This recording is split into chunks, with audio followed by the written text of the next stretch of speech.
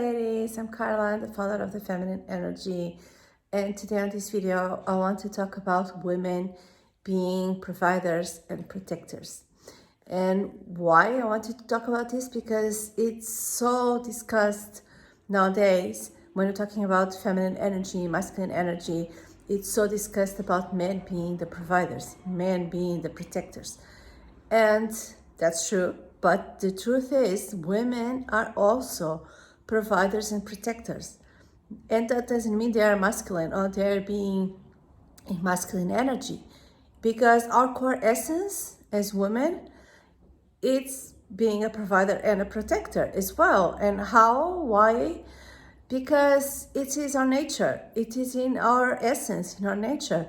When we get pregnant, when we carry a baby for 9 months, that is providing and protecting. We are providing the baby all that the baby needs in order to grow.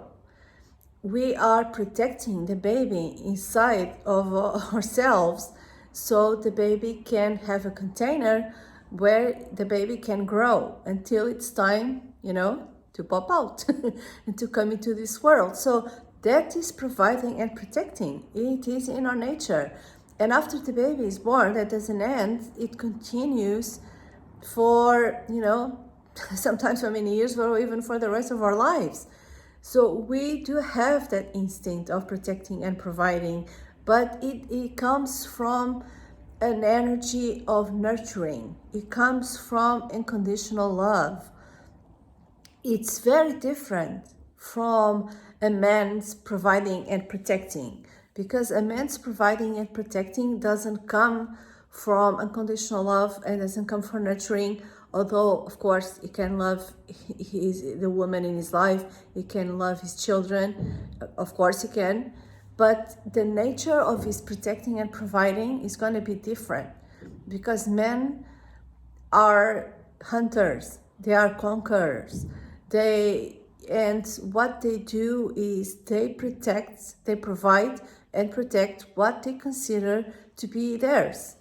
So men are very territorial, and if they are with a woman, especially if she is his dream woman, and he is gonna provide and protect because she is part of his assets, well, so to speak, but he considers her to be his.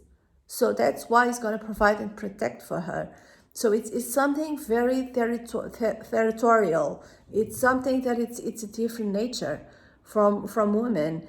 So women have this instinct to protect and provide, from unconditional love, from nurturing, for watching their children grow, etc. And men, it's a bit different. It's more from what he considers to be his. I don't want to call women and children assets, but I think it's a good way to pass my point across and see how this instinct is for men. So what happens very often is that women take this instinct of protecting and providing, and they will apply it to everything, and they will apply it to men as well. And so that is why they treat many women, they treat men like they are their children, because they're taking this instinct of protecting and providing, from unconditional love, from nurturing, to men, which doesn't work. And we know it doesn't work, and usually it's women who are very much their wounded feminine who tend to do this, because we need, as women, we need to let this instinct of protecting and providing to be for ourselves and for our children, and let the men protect and provide for us, and let him use his instinct to do that, so we can have a balanced relationship. And also, I want to say that when a woman is using her instinct of protecting and providing, and especially for single moms, single full-time moms, they have a lot on their plate. But that doesn't mean that they are being masculine or that they are using masculine energy. No, they are just using their own version of protecting and providing. They are using their feminine instinct of protecting and providing.